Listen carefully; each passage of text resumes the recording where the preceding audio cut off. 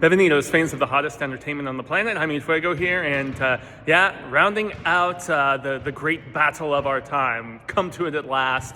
The Return of the King, the third and final of the extended editions that had their re-release here in cinemas. And adding almost an extra hour of footage, and yet I haven't watched these side by side to know like the full extent of, if it was just a little sprinkling here and there. I do believe the whole diversion sequence that we get like in the third act of the movie was new or maybe like significantly beefed up. But lo and behold, this upon rewatch, I think might actually be my personal favorite of the trilogy. For the longest time, I said Two Towers, and then upon this rewatch, I still enjoyed it immensely. But just epic as all imaginable as far as trilogies go. And to think that at the time of this, we had like Harry Potter getting started up, and The Matrix was kind of starting to lose some steam. But so like all of these epic trilogies right around the turn of the millennium, just wondrous stuff. I don't think I mentioned it in the previous review for Two Towers, but the mocap for Andy Serkis in this is just unbelievable. And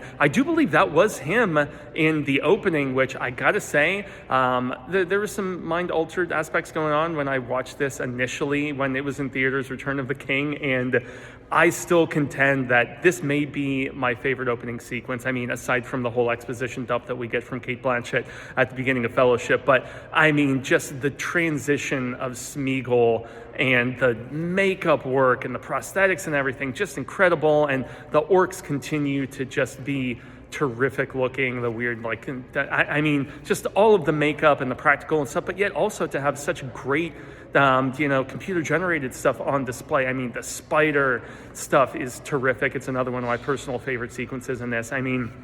There's just moment after moment, and the huge battle. You think Helm's Deep is wild and stuff. Now, at the time, I thought that it was a little overblown, perhaps, when you've got giant elephants that are. The 300 definitely took some inspiration from that, and you've got like ghost armies that are giving me Major Frighteners, Peter Jackson vibes. There's just so much in this, but if you're talking about epic as everything imaginable, and I also love, obviously this book was written long before Return of the Jedi, but the fact that in our big climax, we have like a big, larger, more grandiose ground battle, and then yet we also have like a very personal, small struggle going on, with, Gollum and the final little bit with him and Frodo.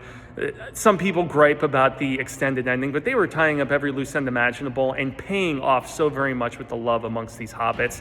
I adore this series, and I have to go watch Rings of Power now and see if it's as bad as everybody else says.